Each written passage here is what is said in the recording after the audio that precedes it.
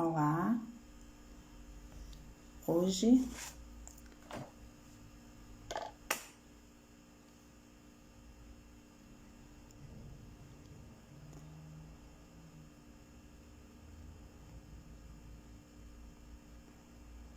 Olá pessoal, hoje nós vamos dar continuidade a mais uma atividade do GEDS, com uma das lives, né? A gente já vem desenvolvendo esse trabalho há algumas semanas, já tivemos 2 lives aqui, uma com a professora Elciana e a colega Nayane, falando sobre brincar, outra com o professor Jorge e inglês, discutindo a respeito do TDC. E hoje nós daremos continuidade com esse trabalho, conversando um pouquinho sobre formação docente, né? Eu estou chamando aqui a nossa convidada, aí já ela vai estar aqui aparecendo.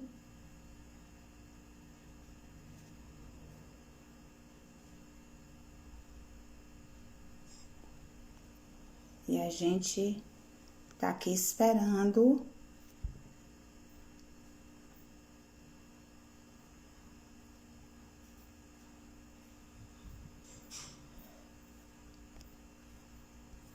Estamos esperando aqui, aguardando a nossa convidada Ivone.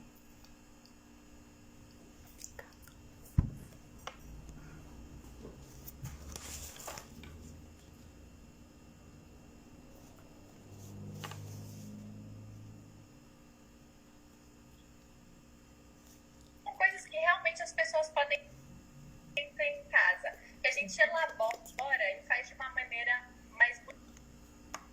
Ivone ainda não chegou, estou aqui esperando por ela, chamando.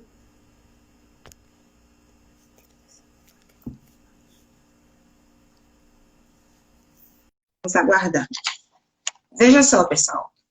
Enquanto Ivone não entra, tá chegando. Pronto. Olá, minha querida. Boa noite. Boa noite. É um prazer tê-la conosco. Tá me ouvindo direitinho? Tô te ouvindo direitinho. Ótimo. Veja só, pessoal. Já eu vou dar a palavra à nossa convidada Ivone. Eu só queria lembrar para vocês o seguinte, que a gente vai ter outra live amanhã, com a Juliana, nossa assistente social Josenita, e a semana que vem, também tem mais um outro trabalho com os nossos colegas de grupo, Mainara, isso, e Daniel. Eles vão discutir sobre mitos relacionados às coisas, certo? Ivone, minha querida, que bom você estar aqui conosco. Eu que agradeço. Vocês me ouvem direito? Pessoal, acenem aí, por favor, para ver se você está ouvindo direitinho. Estão me ouvindo direitinho?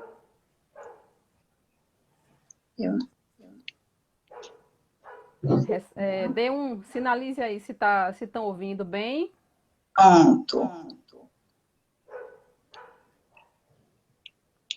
Pronto.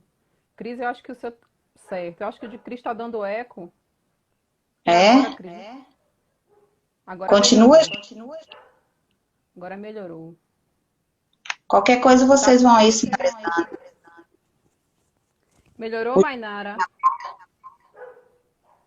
E agora, gente? Melhorou? Tá melhor assim? Certo, vou falar mais alto então. Melhorou? Pronto. Continua com eco.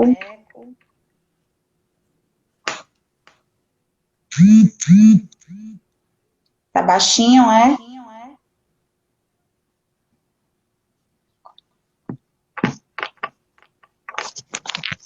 Vamos tentar ir adiantando, né? E a gente vai procurando melhorar o áudio, certo? Para a gente aproveitar esse tempo com Ivone. Eu queria apresentar a nossa convidada, né? Ivone é doutoranda em educação pela UFBA, né?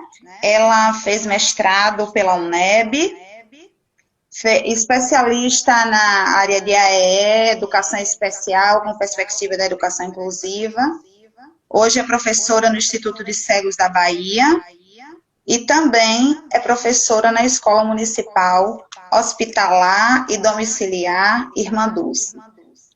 Eu queria agradecer, colega, a sua participação aqui conosco, né? Ela é uma parceira, está sempre a postos quando a gente precisa, e veio hoje para discutir um pouquinho com a gente sobre formação docente nesse período, nessa época de pandemia. Ok, meu amor? Ok. Boa noite, gente. Eu queria agradecer a presença de vocês aqui e falar que para mim esse é um momento muito feliz, né? Agradecer à professora Criseide pelo convite, agradecer ao GEDS pela proposta que vocês têm em relação à educação especial na perspectiva inclusiva, né? E da gente colocar esse momento como um momento breve de reflexão, né? Eu queria saudar também pedagogas e pedagogos, né? Hoje é dia do pedagogo e a gente sabe da dor e da delícia da nossa profissão, e que, acima de tudo, somos professores, né? E a gente precisa pensar nessa formação. Quando eu conversei com o Cris sobre esse tema, formação de professores e desafios da pandemia, eu pensei em um recorte, né? Em um recorte que estivesse ligado à formação social da personalidade docente, né? Por que falar de formação social da personalidade docente? Bom, para falar dessa formação, eu queria inicialmente falar de um livro que eu considero uma obra bastante basilar nessa leitura. Não sei se vai dar para ver aqui.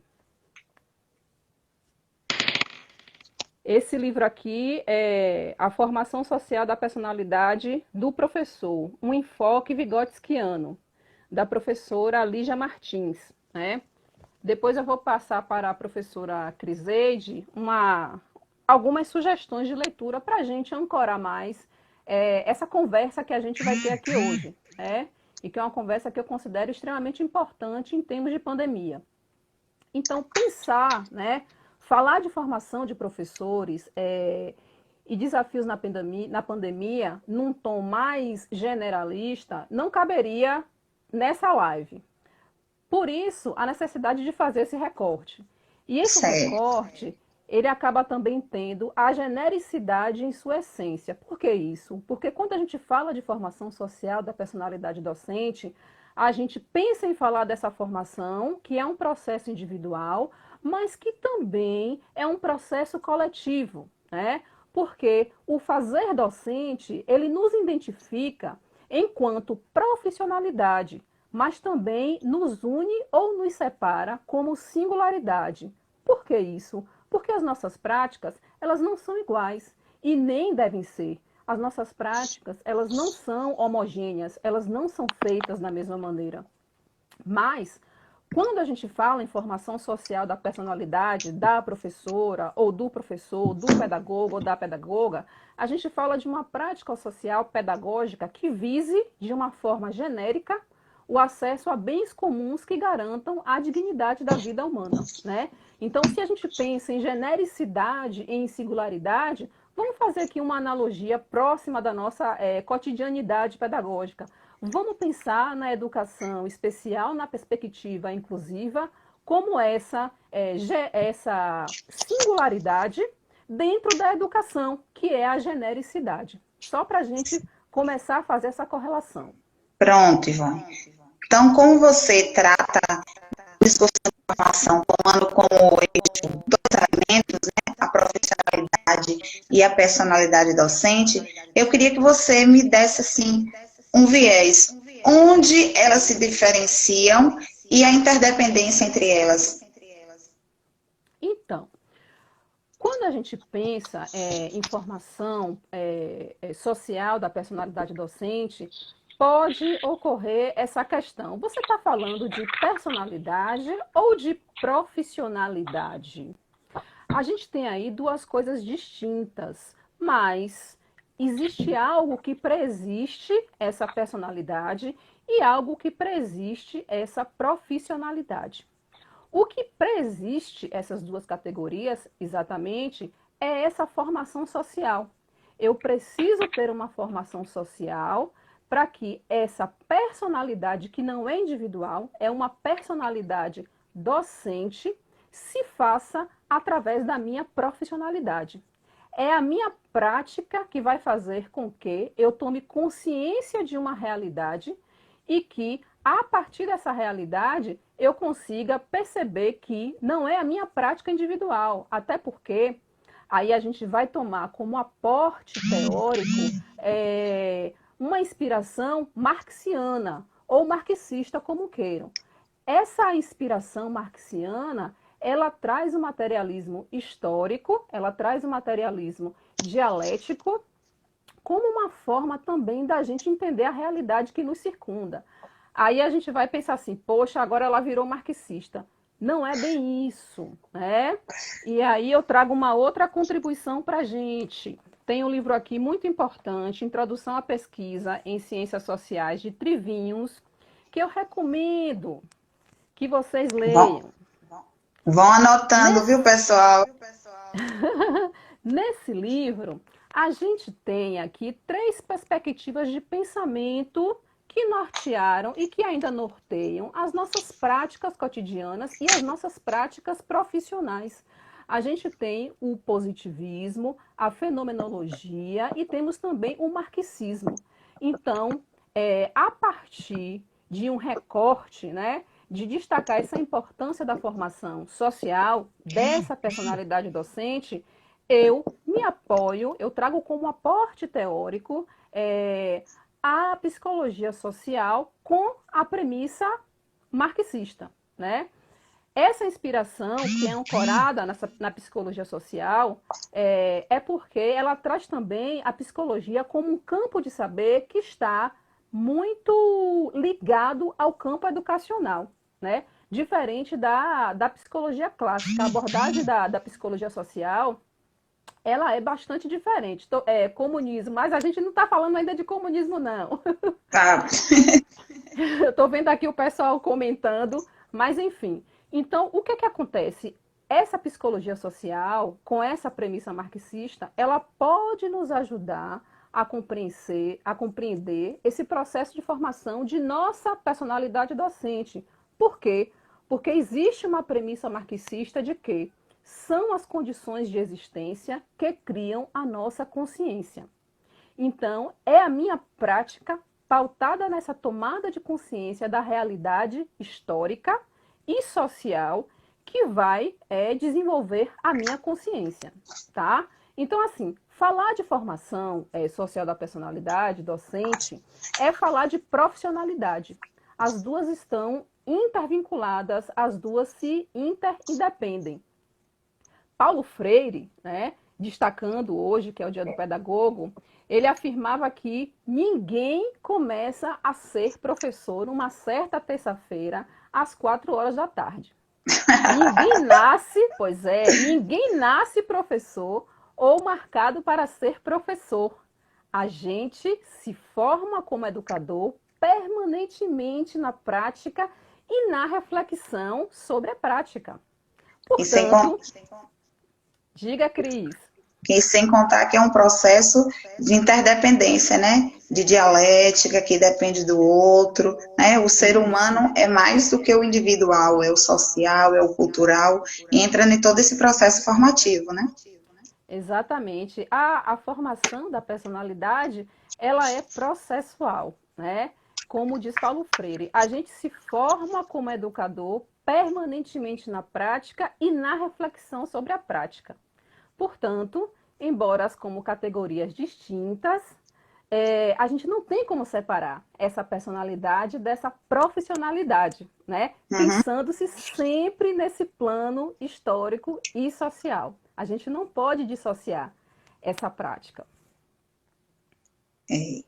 As pessoas estão aqui participando de forma ferrenha, mandando beijos e abraços para a professora, né? E é muito legal isso. É uma E a felicidade. Diga, Cris. George mesmo comenta aqui, ó, quem nasce sabendo não precisa ser professor. Isso é importante ser pensado, né? É muito importante, porque nós não nascemos sabendo, né? A gente aprende a saber, né? O saber também é um aprendizado, né? O tornar-se sábio também é um aprendizado. Então, embora a gente tenha muitas práticas, muitos hábitos e muitos comportamentos naturalizados, é importante a gente estudar a teoria crítica, é importante a gente estudar essa questão histórica social para a gente entender que muitos comportamentos que nós temos como naturalizados não são naturais. Na verdade, são construtos sociais, são construções que foram tecidas em espaços e tempos diferentes. Exatamente. Aí na fala que Diego destaca, né? Daí a importância de cultivar a humildade, enquanto professor, enquanto ser humano, né? Que aprendemos diariamente numa construção e isso vai no dia a dia. Exatamente. Ivone, então, quando você fala desse processo de prática, do rever as ações, eu queria que você fizesse aí uma distinção, um paralelo, o que for melhor aí na sua perspectiva, nessa relação do que deve ocorrer dentro dessa prática do professor, uma ação vista a partir de uma reflexão mais crítica ou apenas técnica? Como é que você... Essa pergunta, essa questão é uma questão bastante pertinente, né? E dá muito pano para manga, mas eu vou tentar ser sintética. Antes, eu vou só pedir licença para mandar um abraço para uma ex-aluna do ensino médio que está aqui na live também, saudar as minhas colegas de trabalho da Escola Municipal, Irmã Dulce, hospitalar e domiciliar, e saudar também minha amiga do Instituto de Cegos, que é minha colega de trabalho também. Muito obrigada pela presença de vocês, eu agradeço imensamente. É exatamente esse contato que faz a gente melhorar a nossa prática, né? Se reconhecer. Os vínculos que a gente faz, eles também fazem parte dessa profissionalidade, né? Porque quando eu me vinculo, eu me afeto. E quando eu me afeto, eu me sinto tocada, né? A gente tem aí a afetividade em dois planos. A afetividade como vínculo e a afetividade como o afetar-se, né? É o afetar-se no sentido spinoziano, né? Spinoza traz essa importância de você se afetar pela realidade, né? E quando a gente se afeta, a gente também toma consciência desse outro, né? Desse outro que também pode estar em nós algum dia, né? Bom, quando você traz essa questão da revisão da prática, Cris, a gente precisa e demanda, sobretudo nesses tempos, que eu vou chamar assim de tempos pandêmicos, e que serão tempos que não vão ter, vamos dizer assim, uma data de validade. Nós ainda vamos conviver com esse estado pandêmico. Infelizmente.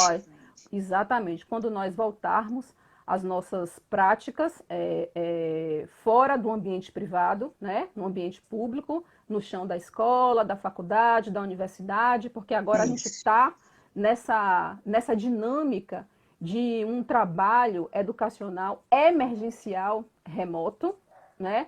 Que eu acredito que vai ressignificar a nossa prática também enquanto docente.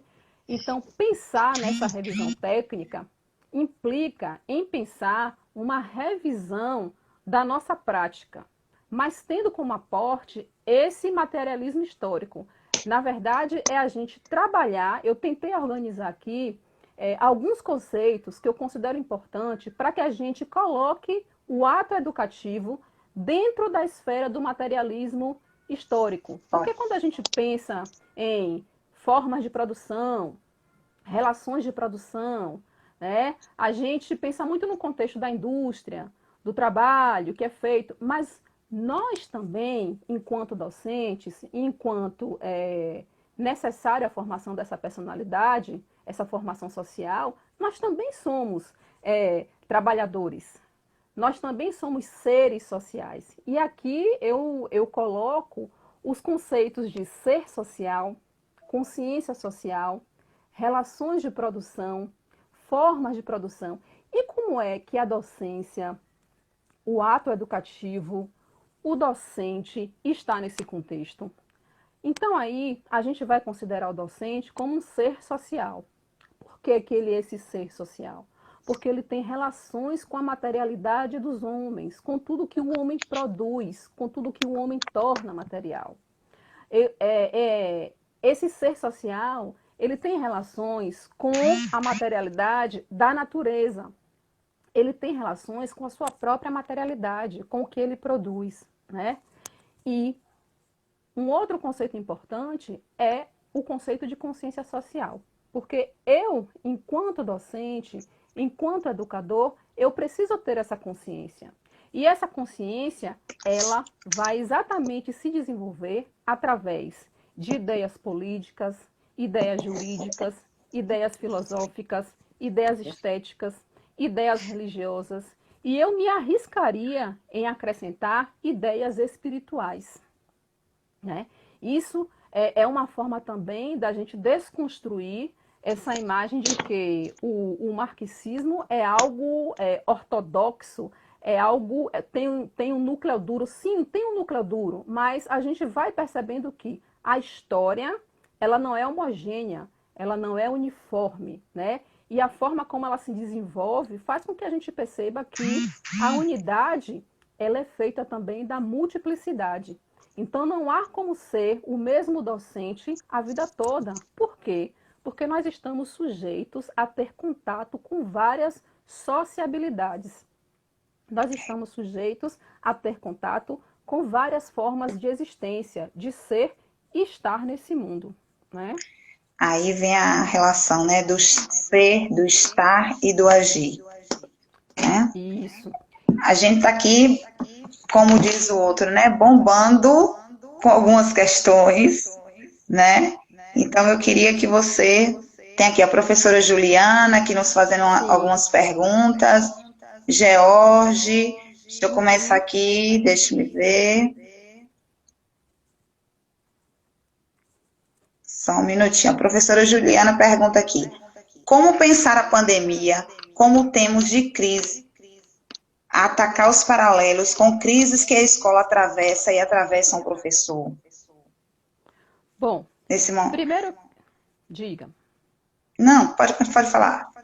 Eu vou só terminar de fazer, para poder responder essa pergunta, eu vou só terminar de fazer aqui alguns conceitos que eu estava colocando, né? Eu falei do conceito de ser social, da consciência social e chego aos meios de produção. O que são esses meios de produção no ato educativo?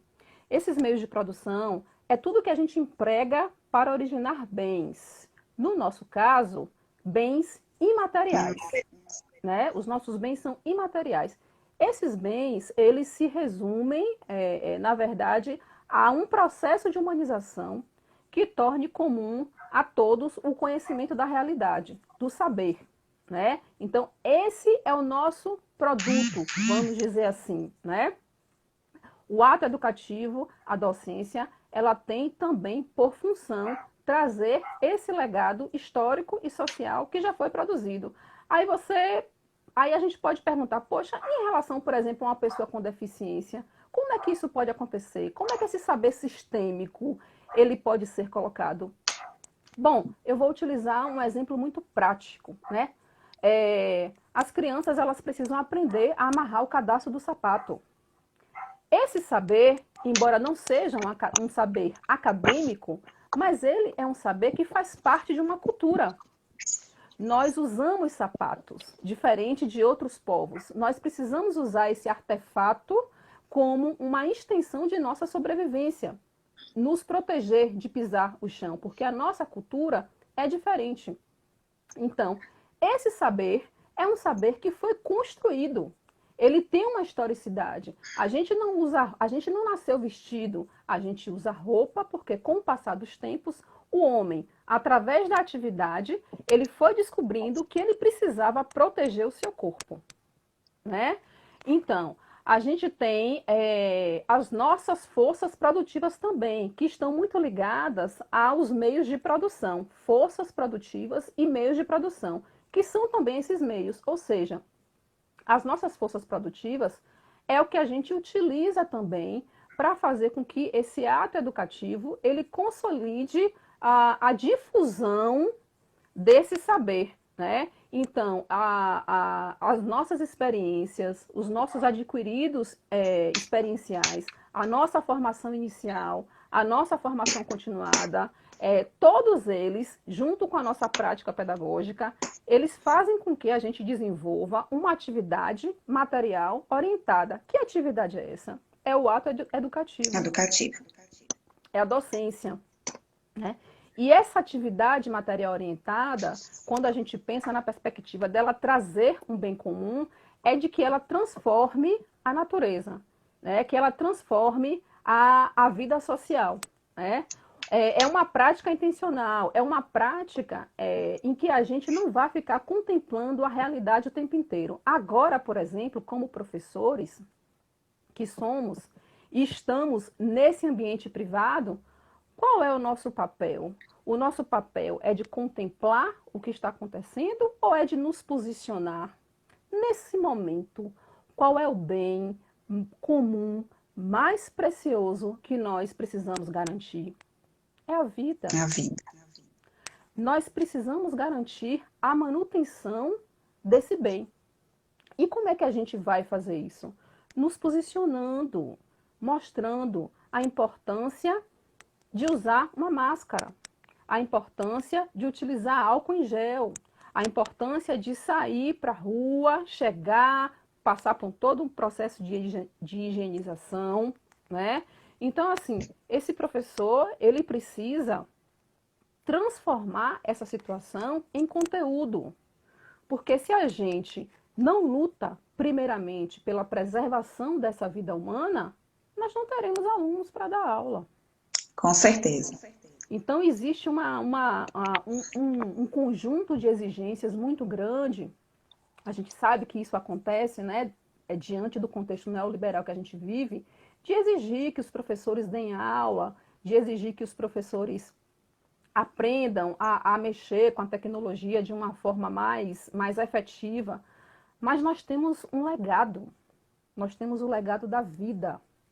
E a gente precisa dar manutenção. A gente precisa preservar essa vida, porque vidas importam, né? Nós estamos vendo aí a pessoa que foi eleita, que eu acho que faz bem à saúde não dizer o nome, falar a todo momento, falar a todo momento que é uma gripezinha, né? Que ele não é coveiro. E daí, né? E a última é que quem é de direita toma cloroquina e quem é de esquerda toma tubaína. Isso é muito grave, isso é muito grave. E o mais grave de tudo isso é a gente saber que nós temos, dentro de uma coletividade docente, também pessoas que não conseguem ter essa consciência social. Pessoas que não conseguem distinguir, né, o que, de fato, alguém que está no poder executivo, vamos dizer assim, e que teria a responsabilidade social e humana de preservar vidas e que mostra exatamente o contrário. E aí, Ivone, nessa fala sua, a gente fica, né, precisa ficar atento, na verdade, qual o papel real do professor frente a esse momento que a gente está vivendo. É simplesmente a preocupação com os conteúdos sistemáticos? E o momento atual, onde é que fica? Como preparar nossas crianças, nossos adultos, adolescentes, para tudo isso que está acontecendo? Que discussão, que informação é essa que a gente precisa levar de forma remota aos nossos alunos? Né? Eu queria que você, antes de você responder aquela pergunta, né, tem outra de Juliana, e talvez fosse melhor eu repassar para que você tentasse responder no percurso. Veja só, ela questiona o seguinte: o papel do professor nessa discussão de personalidade e profissionalidade docente, agora que tem tempo, mudou todas as respostas que achávamos ter? No caso, né? Sobre a escola e sobre o fazer docente? Aí Eu depois acho segue, sim. que é a continuidade. Como se pensar na pandemia com um tempo de crise e atacar paralelos com crises que a escola atravessa e atravessa um professor? Olha, é por isso que essa pergunta, na verdade, são várias perguntas, daria uma tese, daria uma dissertação, Mas isso é a Juliana. Juliana é assim. mas é isso mesmo. Quando a gente pensa nessa perspectiva histórico-social, é uma discussão muito ampla. E o que eu tenho para te dizer nesse momento é que a gente precisa, enquanto professor, além da preocupação dessas atividades emergenciais remotas, a gente também precisa fazer uma introspecção docente. Uma introspecção no sentido de não ficar dentro de si contemplando o que está acontecendo, né? Esse horror que a gente está vivendo, porque a gente está vivendo uma fase de horror, mas de pensar que nós precisamos passar por uma revisão da prática. E essa revisão ela pode ser feita em diferentes instâncias. A gente precisa pensar numa reflexão técnica, a gente precisa reanalisar os nossos procedimentos, as nossas ações, a gente precisa passar por uma reflexão prática, a gente precisa analisar o que nós fazemos cotidianamente, pedagogicamente, o que fazemos e o que vamos fazer, porque nós não faremos mais as mesmas coisas. Sem dúvida. Fazer as mesmas coisas significa um processo negacionista. E a gente não pode negar essa realidade. Uma realidade que nos afetou fortemente. E nós que atuamos na esfera da educação especial, na perspectiva inclusiva, nós sabemos o que é bem isso. Porque nós falamos de acesso e nós falamos também de acessibilidade, né? Exatamente. Então, essa formação social, ela não pode, de forma alguma, esse novo professor, que não será um novo professor, na verdade, será um professor que precisa entender todo o movimento histórico social que a humanidade atravessou e atravessa, porque nós também estamos fazendo história. Nós precisamos entender que nós somos partícipes de um processo histórico. Nós não estamos fora desse processo. Um momento difícil, que acredito que ninguém queria participar, né? Mas está aí. A gente precisa ver qual a nossa função, qual o nosso papel e como você fala, né? Não fazer de conta que nada está acontecendo. Voltar para a sala de aula e simplesmente quadro negro, cuspir giz ou o que seja e fazer de conta que tudo, nada mudou. Isso. A gente precisa mostrar o nosso estado de afetação. Todos nós estamos sendo afetados.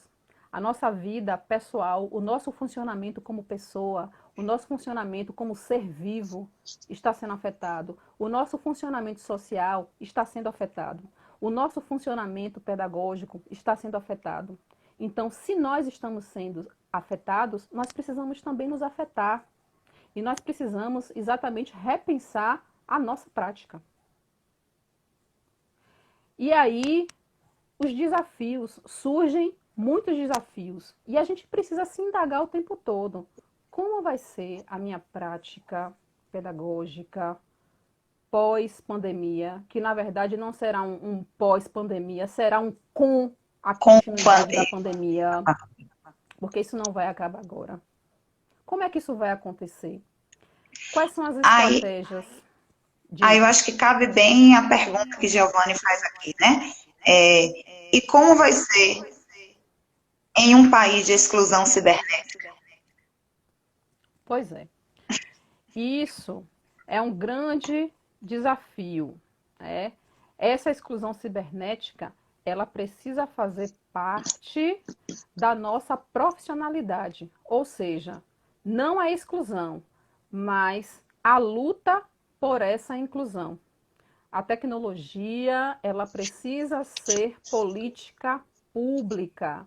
O Wi-Fi precisa ser política pública. Observe que a gente vive numa perspectiva privada e mesmo dentro das nossas casas, a gente tem problemas com a internet. Não é verdade?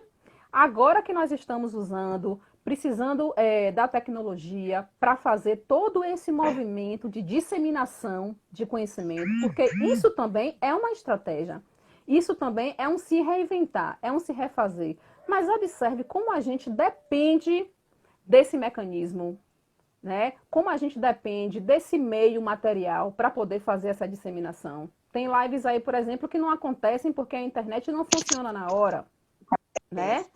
Então tá tudo muito ligado. E a gente, como docente, a gente precisa se apropriar desses conhecimentos, dessa historicidade, exatamente para fazer com que essa mudança, essa inclusão cibernética, ela seja uma prática legislativa, executiva e, se necessário for, judiciária. A gente precisa movimentar esses 3 poderes no Brasil, que a gente sabe que ainda são poderes a favor de uma classe dominante que vai para a rua fazer carreata nos seus carros possantes para dizer que nós temos que voltar a trabalhar. Voltar a trabalhar com os zumbis? Com os zumbis. Voltar a trabalhar para quem? Voltar a trabalhar para gerar lucro para quem? Porque o trabalho, aí a gente volta de novo para o materialismo histórico-social. Esse trabalho como atividade vital, ele nos proporciona uma dimensão positiva ou ele nos proporciona uma antivida? O que seria essa antivida? Seria exatamente a alienação, seria exatamente um trabalho que não nos traz como produto algo que nos traga benefício, né? Aí nessa questão, ainda falando sobre a questão da tecnologia, a Cris aponta o seguinte, né? Que nossa aprendizagem é mediada pelas tecnologias. É indispensável tanto na formação inicial como continuada do professor. E onde está essa formação? Aí a gente volta ao que a gente estava discutindo anteriormente. Estamos nesse processo, as atividades remotas estão acontecendo, mas da maneira mais diversas possíveis, os professores tendo que ir para a tela do celular, para o Zap, para o computador, para inúmeros aplicativos, para tentar fazer o processo convencional, digamos assim, né? Numa questão conteudista, para fazer com que os nossos alunos, na nossa ideia, talvez até pequena, não deixem de discutir o conteúdo sistemático. Pois E aí, que formação é essa? É por isso que a gente fala de formação social, né? Porque é uma coisa que preexiste a personalidade e a nossa profissionalidade.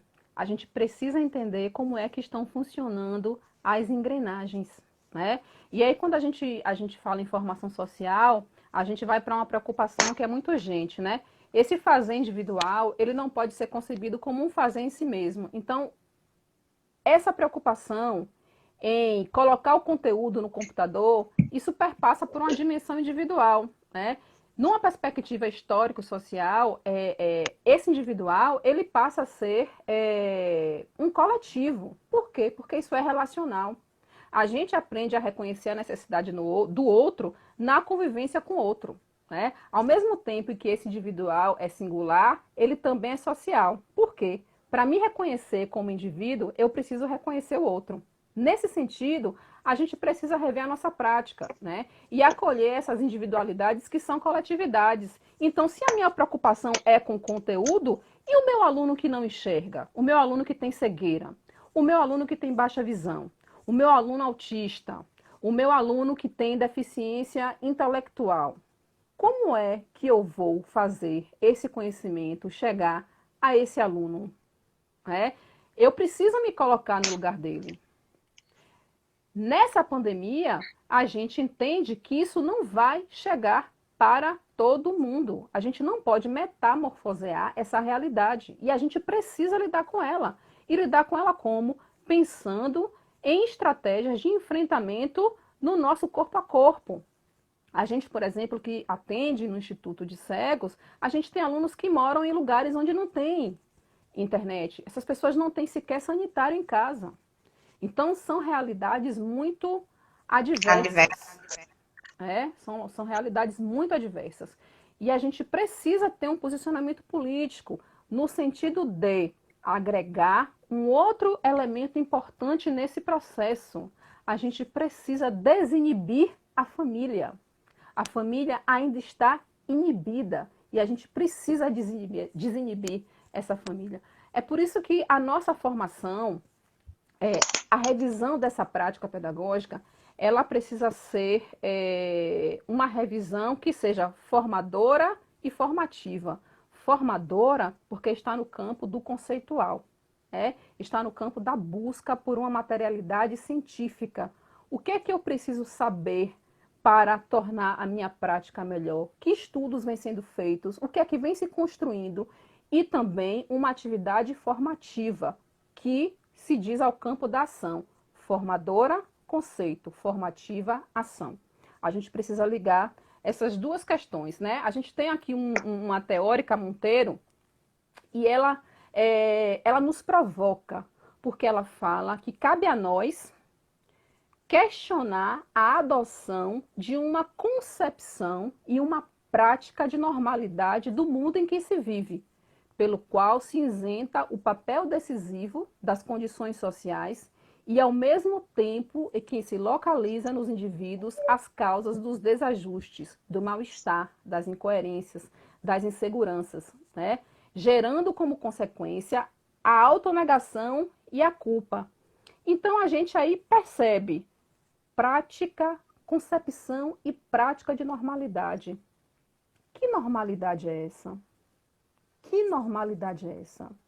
Porque nós temos uma normalidade hegemônica, mas temos também práticas normativas nos nossos espaços de trabalho. Então, se eu recebo, por exemplo, um aluno cego, por que me causa tanto estranhamento descobrir que aquele aluno cego é também autista? Descobrir que aquele aluno que tem baixa visão, ele é autista, né?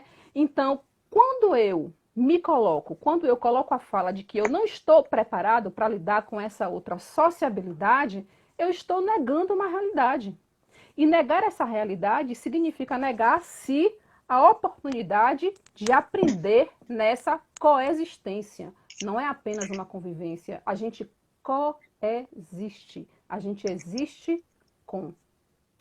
Aí, nessa linha de raciocínio, né, Josenita apontou o seguinte: há muito ouvimos críticas sobre a educação à distância. Portanto, houve muita discriminação aos cursos de ensino de EAD. E agora, o que mudou nesse processo de ensino? Estamos preparados para as novas tecnologias? Olha, eu acredito que a EAD, como toda forma de educação, ela está propensa a críticas, né? Educação à distância, na verdade, a distância é só no nome, porque eu não tenho conhecimento específico de educação à distância. Mas diante do que eu tenho visto, a tecnologia, ela também nos aproxima. E esse momento que a gente está vivendo aqui, essa interação que nós estamos tendo aqui, é uma aproximação. E isso é ocasionado pela tecnologia. O que a Ivone, gente precisa, diga. eu acho que é justamente na direção que o professor João Rocha aponta aqui, né? Que é preciso a gente estar diferenciando o que é educação à distância e o que é o ensino mediado pelas tecnologias, que eu acho que é justamente isso que você está se aportando. E um outro fator importante, o que é o distanciamento. Porque muitas vezes a gente está na prática pedagógica e a gente está distante da realidade social, né? Então, a gente precisa realmente ressignificar. E se a educação à distância, ela se mostra como um instrumento, como uma materialidade educativa, por que não utilizar? E agora nós estamos vendo o quanto é necessário, né? Então, a gente não pode, como docentes que somos, e com essa formação social em questão, a gente não pode ser radical, né? Porque as raízes também secam, as raízes também morrem. A gente precisa cultivar novamente, né? Pensando-se na radicalidade como raiz do ponto de vista biológico, né? Orgânico, vamos dizer assim. Então, a gente precisa ressignificar e a gente precisa utilizar esses instrumentos a nosso favor, porque o distanciamento ainda é grande. E observe que, voltando à questão da família, a gente precisa colocar a família nesse contexto também. A família que tem acesso à tecnologia, ela precisa também ter essa consciência de que ela pode usar isso a serviço da aprendizagem do seu filho, né? A gente tem eu gosto muito de Trivinos quando ele fala assim, a gente precisa conviver com outras sociabilidades. Por quê? Essas outras sociabilidades são existências. E a gente só existe quando a gente é percebido. A gente precisa perceber. Aí nessa percepção que você coloca, eu acho que cabe pensar o que a professora Conceição aqui está preocupada. Veja só, quem está realmente preocupado com o emocional desse professor, que hoje está numa jornada tripla? Além de ser professor, é professor de seus filhos, é profissional e é dono de casa. E aí, como fica isso tudo? Bom, com certeza não é a pessoa que está na presidência da República. Nunca será. Com certeza não é a Câmara, com certeza não é o Senado, né? Essa preocupação, ela também precisa ser pensada, né? Porque ninguém está preocupado com o professor. O professor está preocupado com quem? Uma preocupação, a gente sabe que, como docentes, a gente se preocupa em extremo com várias coisas. E a gente precisa transformar essa indagação que a Conceição traz de forma muito pertinente, a gente precisa transformar isso em autocuidado. Nós precisamos nos cuidar, né? É por isso que eu volto à questão da radicalização e do fundamentalismo. Não podemos ser fundamentalistas. Esse autocuidado, ele perpassa também por uma consciência da gente enquanto indivíduo, né? Nós também passamos por muitas questões que os nossos alunos passam. A questão emocional agora é uma questão universal. Ela não é uma questão singular, apenas de cada pessoa. A questão emocional, ela se transformou numa universalidade. Então, essa questão, ela precisa ser transformada em autocuidado. Como eu posso me autocuidar para não surtar e para não pirar o cabeção nesse momento? Tão difícil. Muito difícil. A gente precisa se autocuidar.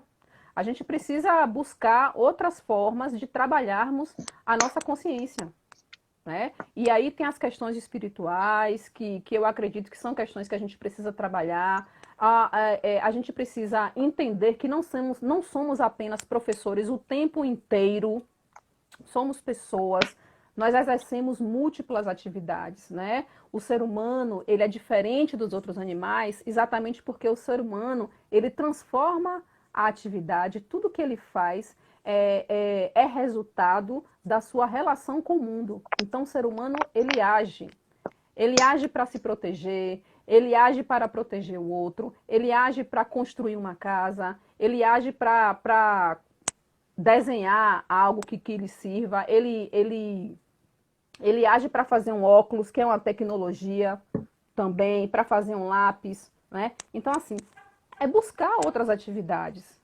porque senão a gente não vai sobreviver. E aí o nosso trabalho, ele vai se tornar realmente uma antivida. Ele vai se tornar um trabalho alienado, porque a gente vai negar, a gente vai ter síndrome de Burnout, a gente vai ter uma série de de fatores que já acometem vários de nossos colegas, né? E aí a gente volta àqueles velhos paradigmas, né? Segregação, integração, inclusão ou exclusão? Onde é que fica, né? E Pois é. só antes de você fazer essa fala, que eu sei que coçou aí, né? A professora Juliana destaca o seguinte, né? Que aqui no DIFEBA estamos discutindo o tópico sobre inclusão a partir de Edmeia Santos, né? Que ela defende a internet como pauta da profissionalidade docente e do nosso material de trabalho. Aí questiona-se, para quem está essa educação especial, sabe da relevância da tecnologia, também a digital, para garantir essa acessibilidade e tudo isso. Mas como mediar esse processo para esse aluno? Olha, eu acho que esse processo ele vai ser mediado com a agregação de um elemento muito importante que é a família. A família ela precisa participar desse processo. A gente precisa de aliados nessa luta, nessa reivindicação. Nós precisamos de aliados, né? O diferente, né, com o passar da história, ele foi sendo colocado para a gente de várias maneiras, né? Então, assim, quando a gente fala de inclusão, a gente sabe que a inclusão ela é preexistida pela exclusão, pela segregação, pela integração. Então, a gente vive um momento da história em que as pessoas com deficiência, que não estavam nesse padrão de normalidade, essas pessoas elas eram eliminadas. Depois a gente passa pelo processo da segregação. Essas pessoas eram colocadas em instituições para não estarem no convívio da Da sociedade. sociedade. Depois a gente passa pelo processo de integração. Essas pessoas, elas precisam se adaptar à sociedade. E aí a gente vive a inclusão. A inclusão, a sociedade precisa criar as condições de acesso e acessibilidade e se adaptar a essas pessoas. Só que esses paradigmas, essas formas de pensar, de construir a deficiência, elas não são estanques. Uma não terminou para começar outra. O paradigma da segregação, da exclusão, continua até hoje. Então, se a gente não tiver, de fato, um acesso e uma acessibilidade garantida pela tecnologia, a gente vai continuar excluindo. A gente vai continuar segregando. Esse acesso precisa ser para todos. Eu não sei se vocês já viram, mas na internet está circulando várias mensagens falando sobre a questão do Instagram, que o Instagram ele modificou algumas questões de funcionamento, e isso prejudicou muitas pessoas com deficiência. Ednilson Sacramento, que é uma pessoa militante, jornalista, que está muito em evidência, ele tem levantado essa bandeira. Instagram, você precisa ser acessível para as pessoas com deficiência. Como vários outros, né, aplicativos e também o meio de comunicação mais viável, a própria televisão, né? Precisa se adaptar não só à questão dos surdos, mas aos cegos e tal, todo um processo diferenciado para poder atender a pessoa com deficiência, né? Exatamente. Na estrutura mínima, a gente precisa dessa modificação. A gente precisa da audiodescrição. A gente precisa dos intérpretes de Libras. A gente não tem isso nas novelas. A gente não tem isso na apresentação dos jornais de notícias televisivos nos canais, né? A gente tem isso em alguns programas. No pronunciamento dele tem, né? Pois é. Mas, enfim, isso não se estende a outras atividades que trabalham com gerenciamento de informação, né? E aí eu me volto para o professor Kabengele Munanga, né? Kabengele Munanga. Ele está aqui em Cachoeira, por conta da pandemia, ele estava como professor visitante na Universidade Federal do Recôncavo e não pôde sair por conta de toda essa questão, né? E ele fala de uma coisa muito importante. É preciso abrir mão de sua individualidade exacerbada. O processo político que nós estamos vivendo é um processo onde existe uma pessoa que foi eleita e que está vivendo um processo de individualidade exacerbada, né? Então, nós, enquanto cidadãos, nós precisamos refletir as nossas práticas sociais, as nossas relações familiares, as nossas relações de amizade, a nossa cidadania. Kabengele Munanga fala que uma das palavras-chave da cidadania é a solidariedade. Nós precisamos ser solidários. Nós precisamos nos colocar do lugar do outro. E ser solidário no espaço da escola é sair do espaço da sala de aula. É ressignificar o nosso trabalho docente. A gente precisa chegar na rua. A gente precisa chegar na comunidade. A gente precisa chegar nos movimentos sociais de raça, de gênero, de classe, de deficiência, de orientação sexual, de religião, e entre tantas outras coletividades e sociabilidades. Não tem mais como a gente levar adiante uma prática pedagógica que esteja fundamentado apenas na transmissão de um conteúdo. Né? Esse conteúdo, ele precisa ser um conteúdo social, histórico, que nos faça entender a nossa construção, que nos faça acolher aquele professor que diz, eu não estou preparado. Mas por que ele não está preparado para lidar, por exemplo, com um aluno trans, com um aluno deficiente? Porque esse professor, ele vive dentro de uma sociabilidade que propõe uma normatividade que não dá acesso para essas pessoas. Não existe empatia praticamente nessa relação, não existe dialogismo, não existe a troca, né? Exatamente. E Munanga, ele reforça que o pano de fundo de tudo isso é exatamente esse modelo de democracia, entre aspas, vamos dizer assim, neoliberal que nós vivemos. Nós não temos mais condição. Munanga, ele fala, né? Ele defende com muita veemência. Precisamos humanizar o capitalismo, né? E aí eu trago aqui um trecho muito importante, uma fala de Trivinhos, dentro do contexto marxiano, marxista, onde ele coloca o seguinte: tudo que o capitalismo construiu, teorias científicas, tecnologias, artes, e que seja considerado como traço positivo no desenvolvimento do ser humano, e que possa ser aproveitado nas circunstâncias históricas que envolvem a vida socialista, e entenda-se por socialista, a vida em sociedade, a vida em comunalidade, constituirá elemento que se somará ao progresso da sociedade. Então, a gente não está falando aqui do fim do capitalismo, a gente está falando de uma comunalidade. O bem precisa ser comum a todos. E a nossa profissionalidade docente, ela precisa ter essa consciência. E nisso daí, a colega aqui é bem veemente, como quando relata aqui a questão do Enem, né? Que a gente vem discutindo aí, falamos. Quão injustiça a gente percebe nessa ação.